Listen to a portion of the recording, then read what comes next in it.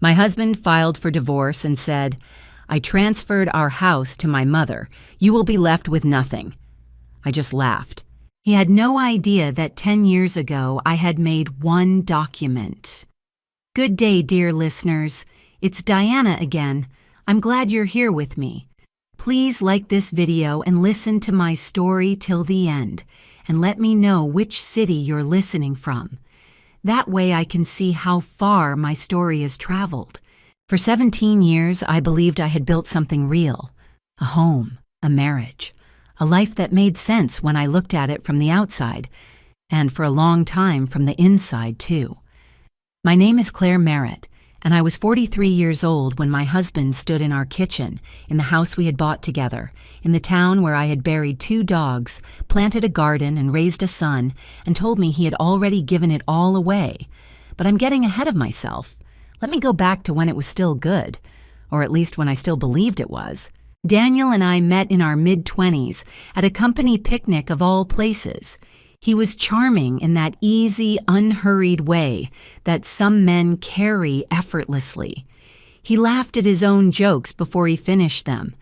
He remembered how I took my coffee after one conversation. "I fell in love the way you do when you're young and haven't yet learned to ask the right questions." We married 3 years later, bought our house in Naperville, Illinois at 30, and had our son, Marcus, at 32. From the outside, we looked like exactly what we were supposed to be. The house was a 4-bedroom colonial on Elmwood Drive. I had chosen the paint colors for every room. I had refinished the floors with my own hands one summer, while Daniel was traveling for work. I had planted lavender along the front walk because I read somewhere that it keeps mosquitoes away. I love that house the way you love something you have genuinely earned. For the first decade, I had no reason to doubt what I had.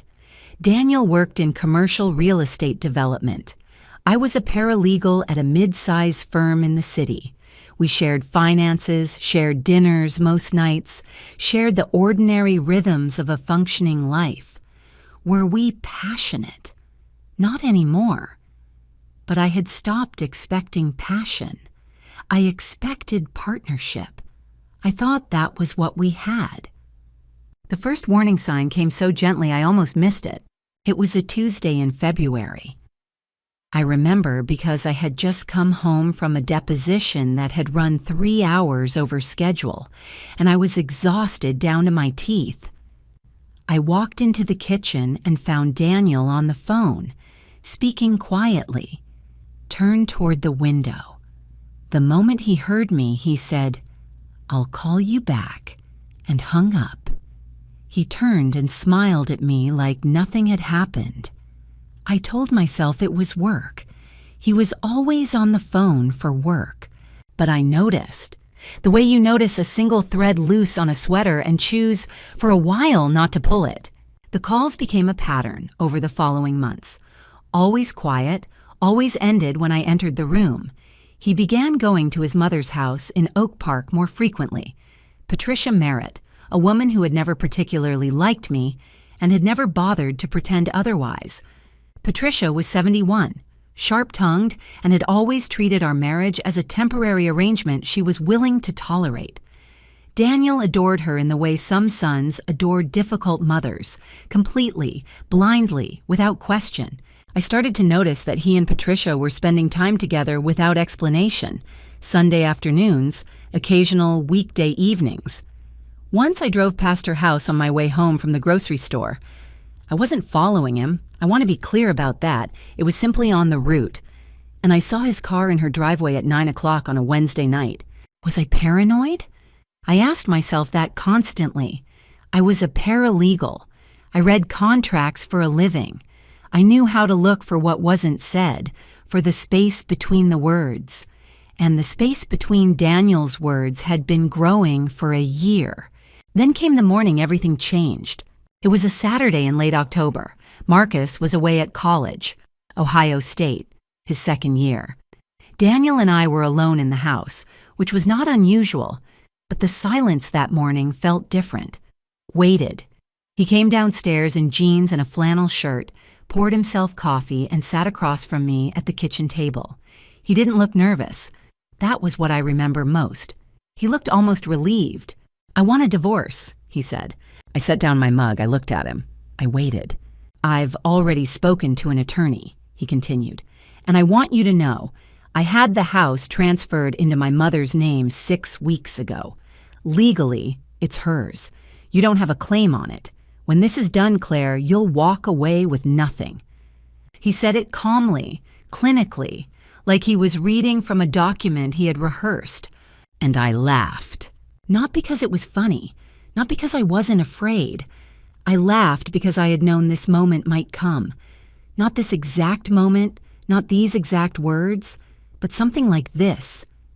And 10 years ago, quietly, without telling a single person, I had done something about it. Daniel stared at me. The relief on his face curdled into something uncertain. "What's funny?" he asked. "Nothing," I said, and picked up my coffee again. "Go ahead and call your attorney." I went upstairs after that. Not dramatically. I didn't slam doors or cry in the hallway. I simply excused myself, walked to our bedroom, closed the door behind me, and sat on the edge of the bed for a long time. The fear came then, when I was alone. It was physical. A tightening in my chest, a cold feeling in my hands. I had been a paralegal for 15 years. I understood better than most wives in my position exactly what it meant when a husband transferred a marital asset into a third party's name before filing for divorce. I understood the legal architecture of what Daniel had attempted to construct, and I understood how devastating it could be to someone who didn't know what I knew. I allowed myself 20 minutes of fear. Then I opened my laptop. Let me tell you what I was working with. Our house on Elmwood Drive had been purchased in both our names in 2007 for $340,000. By that October, it was worth somewhere between $580,000 and $610,000, based on recent comps in the neighborhood. I knew this because I had looked it up 6 months earlier when I started feeling that something was shifting in our marriage. That house represented the single largest asset we shared. Daniel's income had always outpaced mine. His pension, his 401k, his investment accounts, those were significant. But the house was what I had helped build, physically and financially. I had contributed to every mortgage payment. I had done work on that property with my own hands. And he thought he had taken it from me by signing a piece of paper. I thought about Marcus. He was 20 years old, studying engineering, largely unaware of the state of his parents' marriage. What would this do to him? What would it mean for him to watch his mother be legally stripped of her home by his father and grandmother? I couldn't think about Marcus for too long without the fear becoming something else, something harder and colder that I didn't have a name for yet. I thought about Patricia. I had never trusted that woman. She was the kind of person who smiled while calculating, who offered compliments shaped like criticism. She'd always wanted Daniel closer, more dependent, more hers. Had she encouraged this? Had she been part of the planning? The thought settled into me like a stone dropped into still water. I had 2 choices. I could panic, hire the first divorce attorney I could find, fight reactively, let Daniel and Patricia set the terms of this battle while I scrambled to catch up. Or I could be what 15 years of reading legal documents had trained me to be, careful, methodical, and several steps ahead. I chose the second option. That afternoon, while Daniel was presumably on the phone with his attorney or his mother, I could hear him downstairs speaking in that same low, careful voice. I drove to a coffee shop on 5th Avenue, ordered a black coffee I barely touched, and opened a legal pad. What did I know? I knew that in Illinois, a transfer of marital property made in anticipation of divorce can be challenged as a fraudulent conveyance. I knew that the timing, 6 weeks before filing, was highly suspicious and potentially reversible by a court. I knew that I had documentary evidence of my contributions to the house: bank statements, joint mortgage records, home improvement receipts, contractor invoices with my name on them. I knew that I had worked as a paralegal long enough to understand how to compile that documentation in a way that would be useful to an attorney. And I knew something else. Something I hadn't told Daniel about. Something I had done 10 years ago, quietly, without fanfare, without explanation, because a small, careful part of me had always understood that in this life, you protect yourself. 10 years ago, I had consulted a real estate attorney, a woman named Barbara Kowalski, who had an office in Evanston and specialized in marital property law. I had gone to her not because I was planning to leave my marriage, but because I had been reading a case at work involving a woman in circumstances uncomfortably similar to mine, and something in me had whispered, "Document everything." Barbara had advised me to do something very specific, and I had done it. And then I had filed the resulting paperwork in a fireproof lockbox in the back of my closet behind a stack of winter sweaters, where it had stayed for 10 years, waiting. I was not ready to reveal that yet. Not to Daniel, not to anyone. A plan only works when the other side doesn't know you have one. My first steps were practical. That evening, after Daniel had gone to bed, in the guest room I noticed, which told me the performance of our marriage was already over for him, I spent 3 hours making copies of every joint financial document in our home: mortgage statements, tax returns from the last 7 years, joint bank account records, the deed to the house, which I photographed front and back, the records of every home improvement project we had undertaken, including the summer I refinished the floors, for which I still had the receipts from the lumber yard.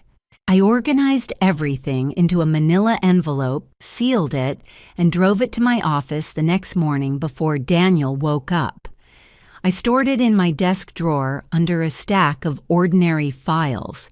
Then I called Barbara Kowalski. She picked up on the third ring, and I said, "Barbara, this is Claire Merritt. You helped me with something about 10 years ago. I think it's time to talk about it." There was a brief pause, and then she said, "I remember you, Claire. Come in this week." I hung up, sat in my car in the parking garage for a moment, and felt something I hadn't expected: steadiness. Not happiness, not confidence exactly.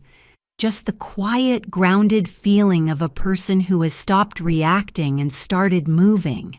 Daniel didn't know what was coming, and Patricia certainly didn't. That thought in that gray November morning in a concrete parking garage was the first thing that had made me feel like myself in weeks. Barbara Kowalski's office was exactly as I remembered it. A narrow suite on the 3rd floor of a building on Davis Street in Evanston, with tall windows that let in pale winter light and walls lined with a kind of organized bookshelves that communicate competence without effort. She was in her late 50s now, silver-haired, with reading glasses pushed up on her forehead. She shook my hand firmly and gestured to the chair across from her desk. "Tell me what happened," she said. I told her. I was precise. I laid out the timeline: the change in Daniel's behavior, the frequent visits to Patricia's house, the transfer of the deed, which I had since confirmed by pulling the public property records myself, a habit of professional reflex, and the conversation at the kitchen table. I did not editorialize. I spoke the way I had learned to speak preparing attorneys for depositions. Facts, sequence, documentation. Barbara listened without interrupting. When I finished, she folded her hands on her desk and looked at me steadily. "The transfer," she said, "was made 6 weeks before he filed. In Illinois, that's within the window we'd want to examine for fraudulent conveyance. If we can demonstrate that the transfer was made with intent to deprive you of a marital asset, a court can void it." "I know," I said. She smiled slightly. "Of course you do. Now, you mentioned something on the phone, something from 10 years ago." I reached into my bag and placed the envelope on her desk.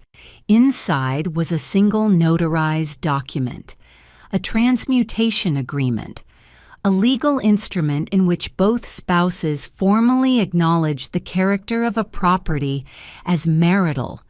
Daniel had signed it. I had witnessed it notarized. It had been executed in this very office 10 years ago, when I had convinced Daniel, gently as part of a conversation about estate planning, framed as something routine, to sign several documents related to our shared assets. He had been distracted that day, I remembered. He'd had a work call. He'd signed where I pointed and gone back to his phone. The transmutation agreement explicitly stated that the Elmwood Drive property was marital property, regardless of how title was held or subsequently transferred. Barbara picked up the document. She read it. She set it down. She looked at me over her reading glasses. "Claire," she said quietly, "this changes everything." "Yes," I said, "I thought it might." What that document did, in practical terms, was this. It created a binding legal record, executed by Daniel himself, acknowledging the marital character of the house.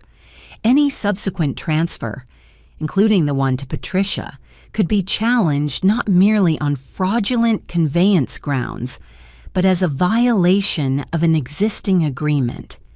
It made Daniel's position substantially weaker. It made Patricia's ownership claim precarious, and it was executed before any marital conflict had arisen, which meant it could not be characterized as a defensive maneuver. It was simply a document that existed. Barbara agreed to represent me. We spent 2 hours that afternoon mapping out our strategy. She would file a formal response to the divorce petition, including a motion to void the property transfer. She would request full financial disclosure from Daniel, his accounts, his income, his pension, through the standard discovery process. And she would, at the appropriate moment, introduce the transmutation agreement. "He doesn't know about this document?" Barbara asked. "He signed it in a distracted rush and forgot about it within 20 minutes, I said.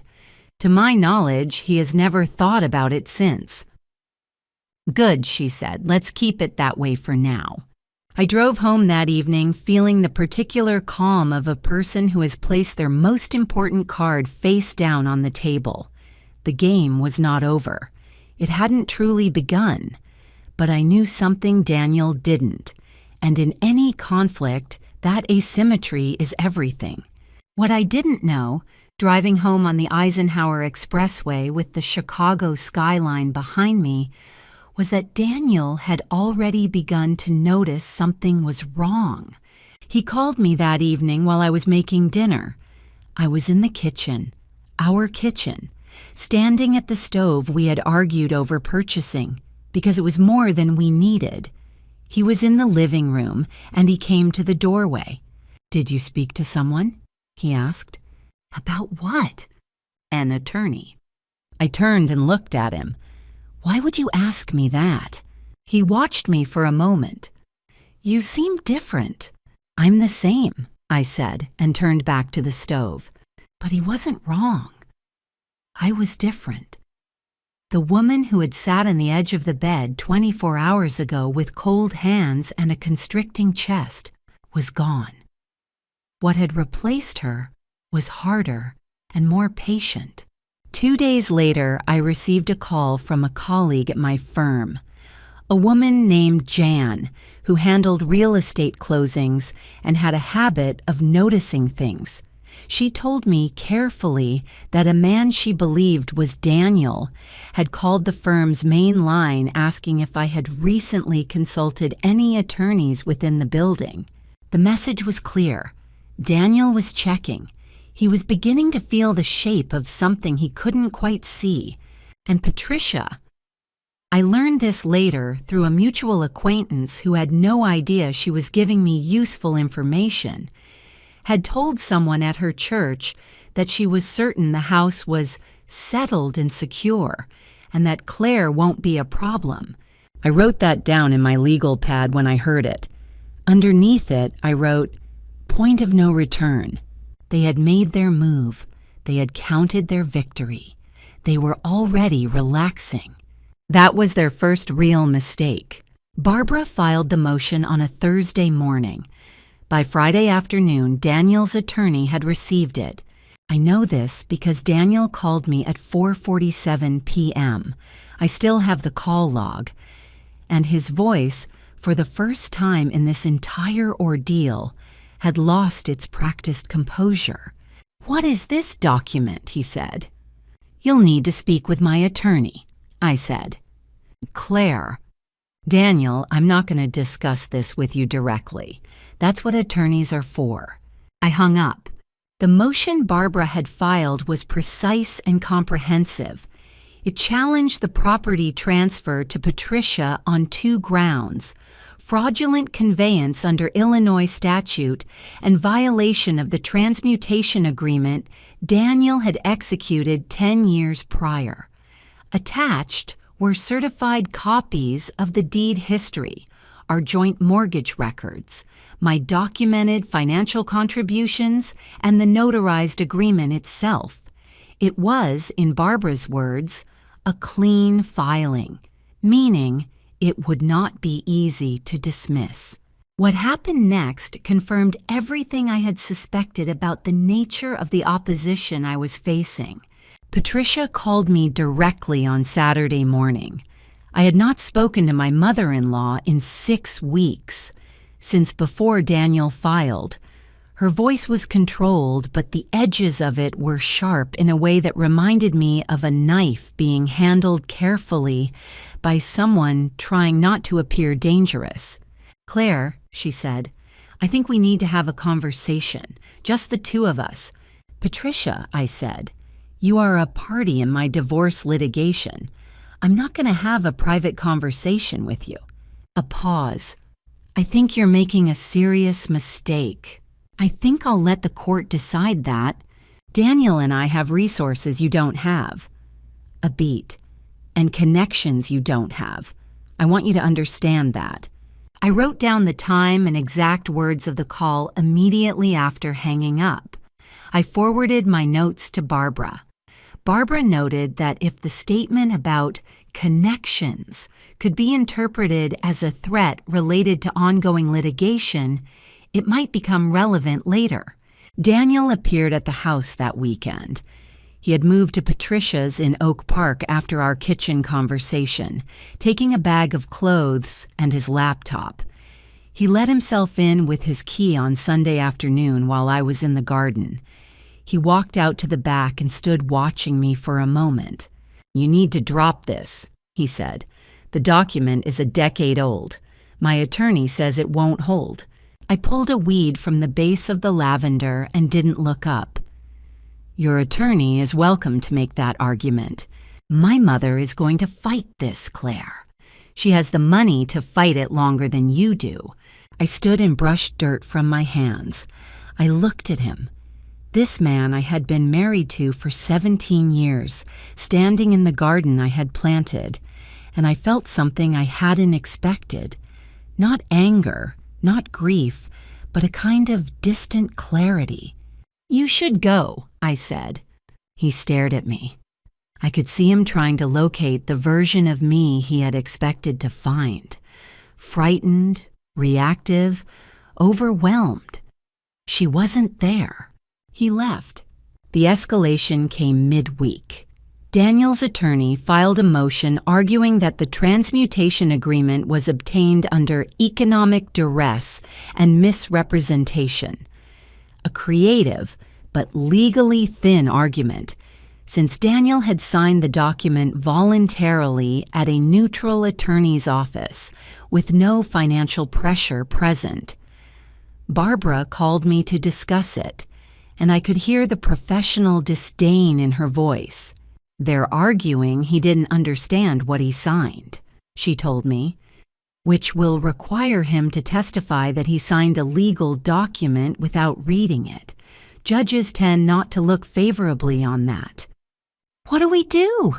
We respond and we prepare for discovery.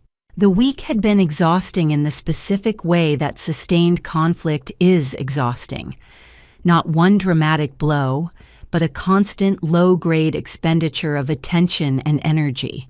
By Friday, I had eaten poorly, slept badly, and answered more emails than I could count. Barbara, to her credit, noticed. "Claire," she said at the end of our Friday call, "take the weekend. Don't look at any of this. Let me do my job." I drove north on Saturday. I had a college friend named Renata who lived in Madison, Wisconsin. We had known each other since our 20s, the kind of friend who requires no explanation and offers no judgment. I called her from the car and she said simply, "Come, I'll make soup." 2 days in Madison. Renata's house was small and warm and smelled of coffee and old books. We didn't talk about Daniel for most of the first day. We watched bad television and took a long walk along the lake and ate the soup she had made, which was lentil and deeply comforting. On the second day, I told her everything. She listened. She didn't try to fix it or reframe it or tell me what she would have done. She just listened, and when I finished, she said, "You're going to be all right, you know." I drove back to Naperville on Sunday evening. The house on Elmwood Drive was quiet. I walked through the rooms, the refinished floors, the paint colors I had chosen, the lavender still visible through the kitchen window in the last of the autumn light. And I felt, for the first time, that I was fighting for something real. I was ready for whatever came next. The offer came through Daniel's attorney in the form of a formal settlement proposal, delivered to Barbara on a Tuesday morning approximately 2 weeks after the initial filing. Daniel was willing, the proposal stated, to give me a cash payment of $85,000 in exchange for dropping the challenge to the property transfer and accepting a no-contest dissolution of the marriage.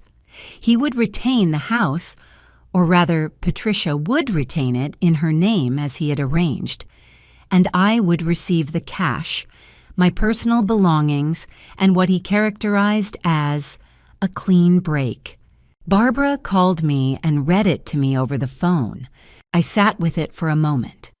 $85,000 was not nothing.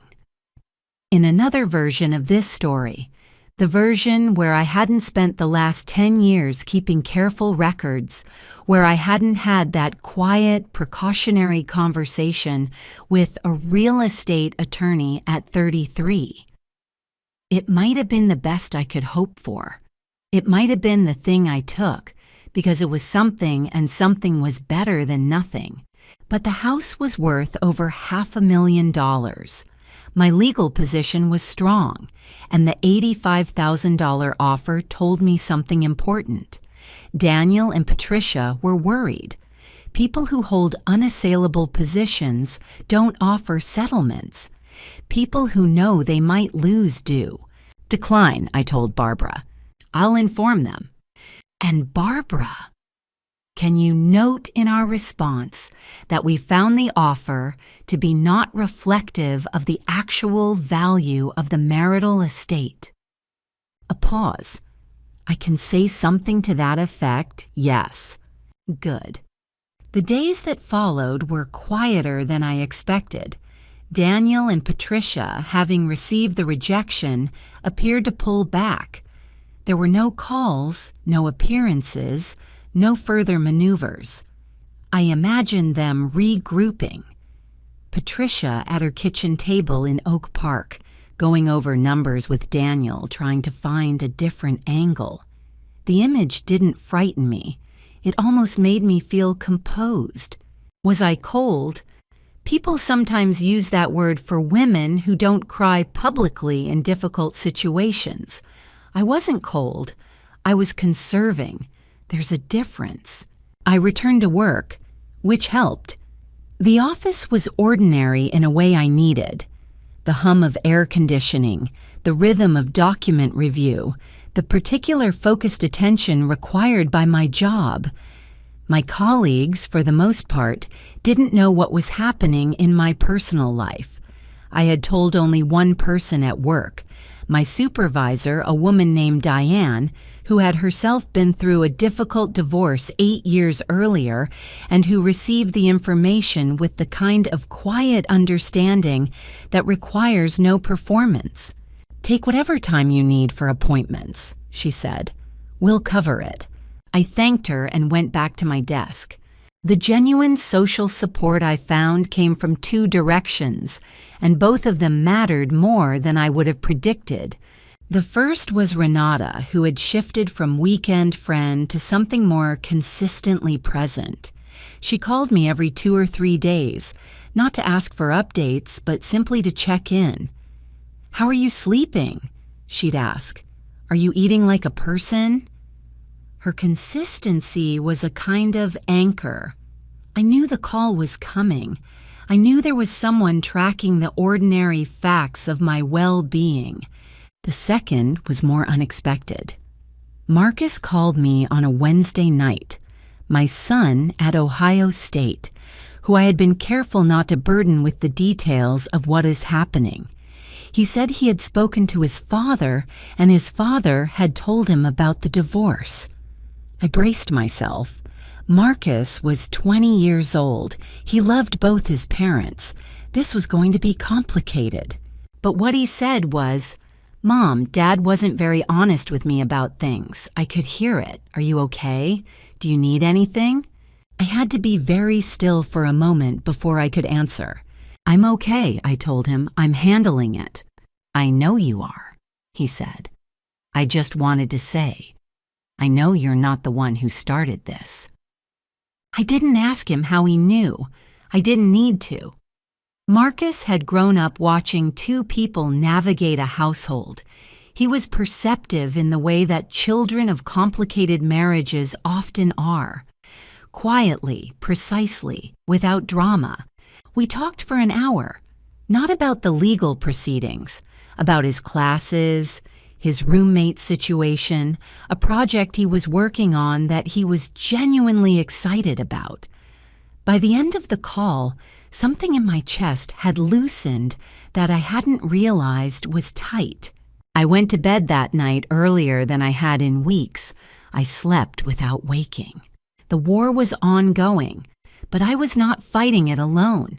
And Daniel and Patricia, watching from whatever vantage point they had chosen, I could almost feel their eyes, their calculation, their weight, were about to discover that patience in the hands of the right person is not passivity. It is preparation. They came on a Saturday afternoon, the 2 of them together, which told me everything about what kind of visit this was going to be. I watched them come up the front walk through the kitchen window.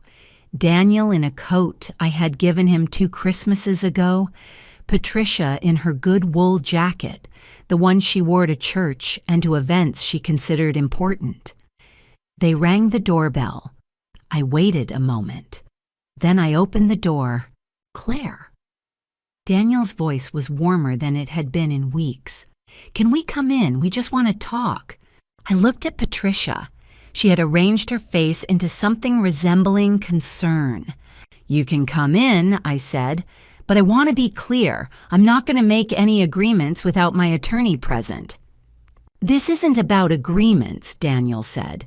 We just want to have a conversation, like adults. I stepped back and let them in. We sat in the living room, they on the sofa, me in the armchair across from them. The geometry of it felt deliberate. Patricia folded her hands in her lap.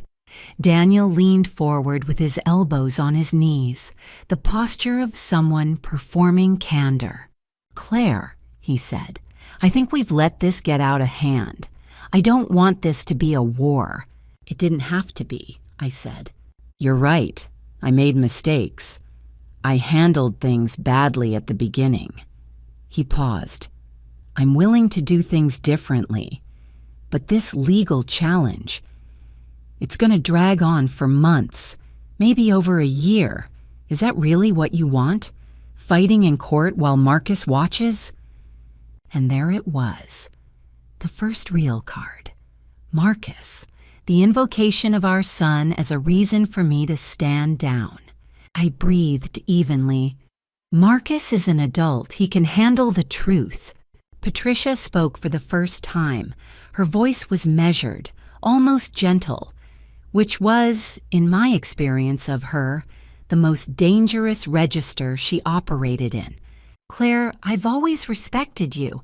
I know we haven't always been close, but I want you to know that I don't bear you any ill will. I only accepted the house into my name because Daniel asked me to, as a practical matter. I'm willing to work with you on something fair." "What does fair look like to you, Patricia?" I asked. $100,000, she said, cash, paid within 60 days of the divorce being finalized, and we all move on with our lives. I looked at her. 71 years old, silver hair, capable hands. She had raised Daniel. She had held this family at arm's length for 17 years, while I planted lavender in its front garden and refinished its floors. And now she was sitting in my living room, offering me $100,000 for a property she would sell for 6 times that.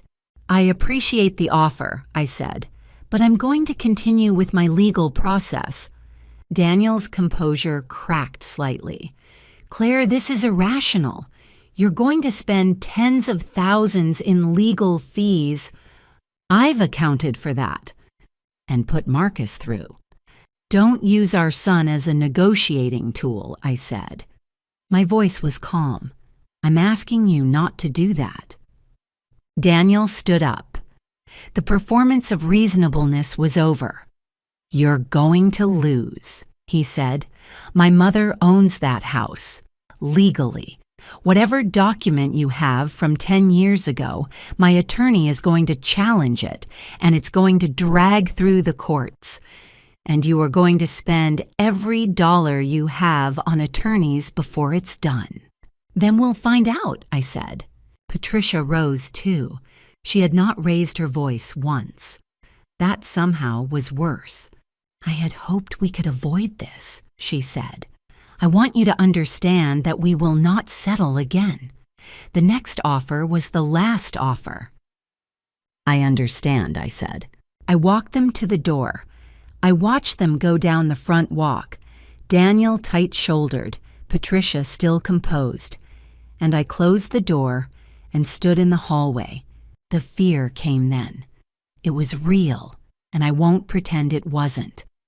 Patricia's composure was the fear, the sense that she had calculated something I hadn't, that there was a move I didn't see. She was not a stupid woman. She had resources. She had connections she had mentioned once, and not again. But the fear was information. It told me to be more careful, not less, to check every assumption, to not allow myself the luxury of assuming I had already won simply because I had a strong position. I called Barbara that evening and told her about the visit. She listened, asked several precise questions, and said, "They're rattled, Claire. Rattled people make mistakes." "I know," I said. "But you should also know. They may try harder in the next phase. Discovery is coming. They're not going to enjoy it. I hung up and went to the kitchen and made myself tea and stood at the window and looked at the lavender, frost-bitten now in November but still structural, still there. Fear was one thing, but underneath it, underneath the cold recognition that I was in a real fight with real opponents, there was something else. Something that had been building since that morning at the kitchen table when Daniel told me I would have nothing, and I had laughed. I was going to see this through, whatever it cost, however long it took. They had underestimated me for 17 years. I had let them. Never again. The hearing was scheduled for a Thursday in February, 4 months after Daniel had filed. Barbara had prepared me thoroughly. We had met 6 times in the preceding weeks, sometimes in her office, sometimes by phone, going over the likely questions, the likely objections, the way Daniel's attorney would frame their narrative. She had told me to dress simply and speak only when spoken to, and to never, under any circumstances, react visibly in the courtroom to anything Daniel or his attorney said. Judges notice everything, she told me. They notice who looks at the clock. They notice who flinches. They notice who stays steady. I wore a dark gray blazer and flat shoes. I left the house early, drove in silence, and sat in the courthouse parking lot for 10 minutes before going in. The building was old Cook County stone, solid and impersonal. I took the stairs. Daniel was already in the corridor when I arrived, standing with his attorney, a man named Gerald Crane, expensive suit, aggressive posture. Patricia was not present. She had been advised by Crane not to attend. Daniel looked at me when I came in. I looked back, and then I sat down beside Barbara and opened the folder on my lap. The hearing was not a trial. It was a motion hearing, specifically on our motion to void the property transfer. But the judge had requested live testimony from Daniel on the question of the transmutation agreement. He was, in effect, going to have to explain under oath why the document he had signed 10 years ago shouldn't be enforced. His attorney had prepared an argument that Daniel had signed the document without fully understanding its legal implications, that Claire had guided him through the signing in a way that constituted misrepresentation, and that the agreement was therefore unenforceable.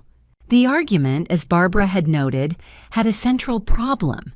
It required Daniel to testify that he was a person who signed legal documents without reading or understanding them, a position that would simultaneously undermine his credibility on every other matter before the court.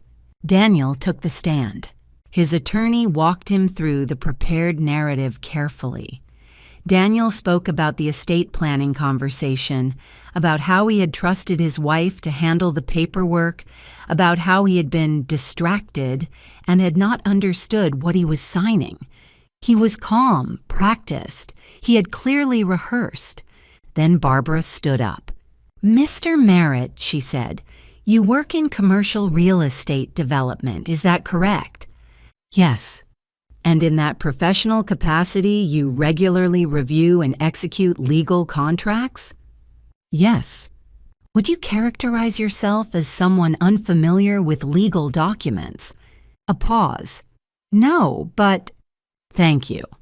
Now, on the date you signed the transmutation agreement, you were present in the office of a licensed real estate attorney?" "Yes." "The document was notarized in your presence?" "Yes." "The notarization requires that you affirmed you were signing voluntarily and that you understood the nature of the document. Is that correct?" Another pause, longer this time. "Yes."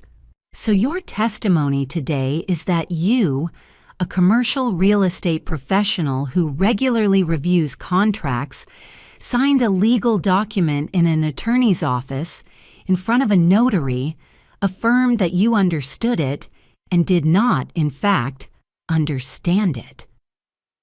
Gerald Crane objected. The judge sustained part of it but allowed Barbara to rephrase. She did. She asked the same essential question in 4 different ways over the next 20 minutes, each time coming back to the same immovable wall. Daniel's professional background, the circumstances of the signing, and the logical impossibility of his claimed ignorance. By the end of his testimony, Daniel's voice had changed. He was still speaking, but the precision had gone out of it. He was elaborating, qualifying, circling back. He was doing what people do when they are trying to reconcile a story with facts that don't support it. I watched him. I kept my face neutral. I breathed steadily. The next significant development was the financial disclosure, which Discovery had compelled Daniel to produce in full. Barbara had cross-referenced it against our joint tax returns from the previous 7 years. The result was instructive. There were transfers from joint accounts in the 18 months preceding the divorce filing.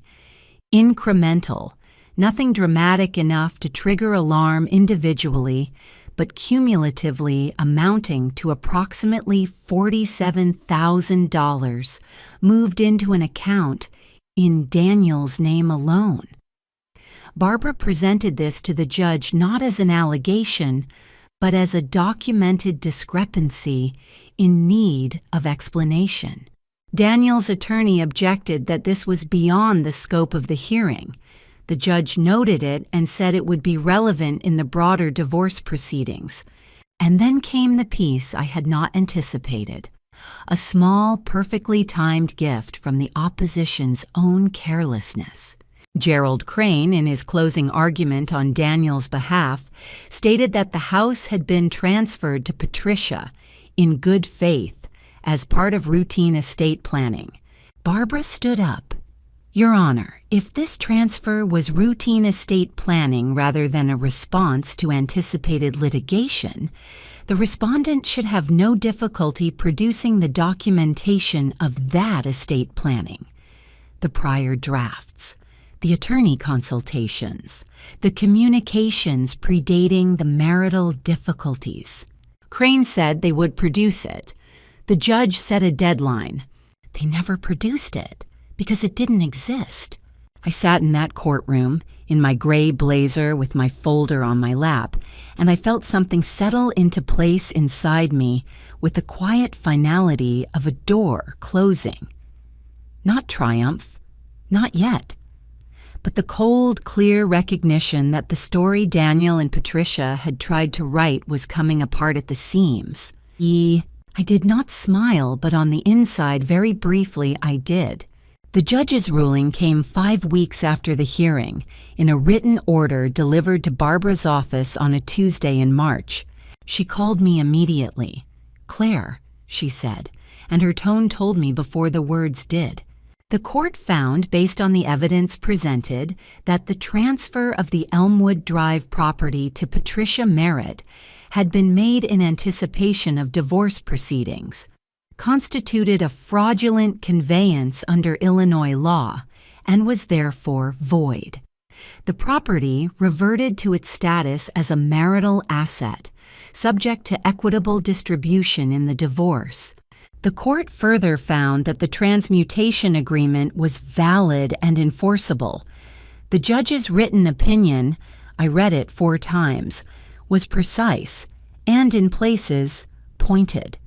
He noted that Daniel's testimony regarding his claimed ignorance of the agreement's content was inconsistent with his demonstrated professional experience and the circumstances of the document's execution.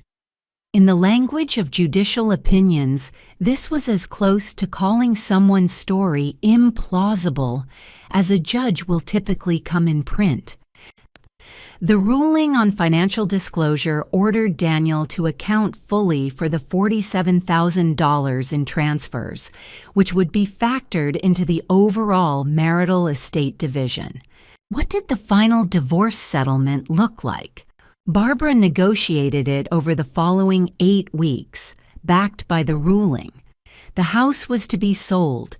Daniel had no interest in buying out my share, and I had no interest in remaining in it under those circumstances. From the sale proceeds, I was to receive 60%, reflective of my documented financial contributions, my labor on the property, and the court's assessment of the equities. Based on the listing price we ultimately accepted, my share came to approximately $342,000. I received my portion of the marital investment accounts, calculated after accounting for the $47,000 in unilateral transfers, for which Daniel was required to compensate me dollar for dollar. I received no alimony and did not ask for it. I had no interest in ongoing financial entanglement with Daniel Merritt. Patricia received nothing. The house had reverted from her name. The court had found her to be a participant in a fraudulent scheme. And while she faced no criminal charges, the transfer, though legally void, had not crossed into criminal fraud under Illinois law. Her ownership claim was extinguished entirely. She had received no benefit. She had incurred legal fees. She had been named in a court order that described a property transfer made in bad faith. For a woman who cared very much about appearances, who wore her good wool jacket to events she considered important and spoke carefully and smiled while calculating, this was a particular kind of defeat. Daniel called me once after the ruling. I didn't pick up. Barbara advised me not to, and in any case, I had nothing to say to him that a legal document hadn't already said more precisely. I sold my interest in the house through the process, moved my personal belongings into a rental apartment in a neighborhood I had always liked but never lived in, and sat in my new kitchen on the first morning with a cup of coffee and the particular quiet of a woman who has come through something. Was it hard? Yes. Was it long? Yes. Had it cost me? In legal fees, in sleepless weeks, in the specific grief of watching a marriage dissolve in the worst possible way, more than I had anticipated? Yes, but I walked away with my dignity, my financial stability, my son, and the knowledge that I had not been made into what Daniel had planned for me, a woman left with nothing. He had told me I would have nothing. He had been wrong about that. As it turned out, he had been wrong about quite a lot. I rented an apartment in Lincoln Square on the north side of Chicago, on the 3rd floor of a building with tall windows and a view of the street below. It was smaller than the house on Elmwood Drive. It was entirely mine. The first thing I did was buy a plant for the windowsill. Not lavender. I had planted enough lavender in someone else's garden. I bought a rosemary plant and put it in the window where it got good afternoon light and watched it do well. I went back to work. Diane had held my position without question, and I returned to it with an attention and steadiness I hadn't felt in years. Within 6 months, I had been offered a senior position I had been passed over for twice in the preceding decade. I accepted it. Marcus came to visit in July. He helped me hang pictures, a set of framed prints I'd always kept in storage, because Daniel had found them too busy for the walls of the house. Marcus stood back and looked at them and said, "That's better," with the quiet authority of someone who has good taste and doesn't announce it. We walked along the lakefront one evening. At one point, he said without preamble, "I'm glad you didn't just take whatever they offered." "So am I," said. "He thought you would," Marcus said. I think he thought you'd be so scared you'd just accept it. He didn't know me as well as he thought, I said. Marcus looked at the lake. No, he really didn't. What became of Daniel and Patricia? Daniel had moved back into Patricia's house in Oak Park after the ruling. 45 years old, living with his mother. The relationship he'd apparently been conducting before the divorce had not survived the circumstances. His professional reputation had taken a quiet but real hit. A court record describing your property transfer as fraudulent conveyance circulates in commercial real estate, and one of his longtime business partners had quietly distanced himself. Patricia had spent significant legal fees on a property she never received, been named in a court order and in her church community, where she had told people things were settled and secure. The subsequent reality had been quietly humiliating. They had planned to strip me of everything, and they had acted on that belief with confidence. What they hadn't accounted for was the one variable they hadn't bothered to investigate, what I had been quietly building by myself across the preceding decade. In my apartment in Lincoln Square, in the mornings before work, I made coffee and stood at the window and looked at the rosemary plant and felt the specific satisfaction of a life that belongs entirely to you.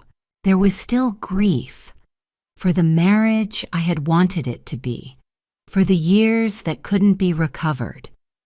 Grief doesn't resolve itself on a schedule, but underneath it was something solid, a floor that held. I had built it myself, and no one could take it from me. 10 years before Daniel told me I'd have nothing, I made a quiet choice, not out of fear, but out of clarity. I want you to take this away. Protect yourself before you need to. Read what you sign. Document what you build. Trust carefully and verify quietly. I didn't win because I was lucky. I won because I was prepared. What would you have done in my place? Would you have taken the settlement? Would you have trusted that the law would protect you without doing the work yourself? Leave your answer in the comments. And if this story moved you, subscribe. Thank you for listening.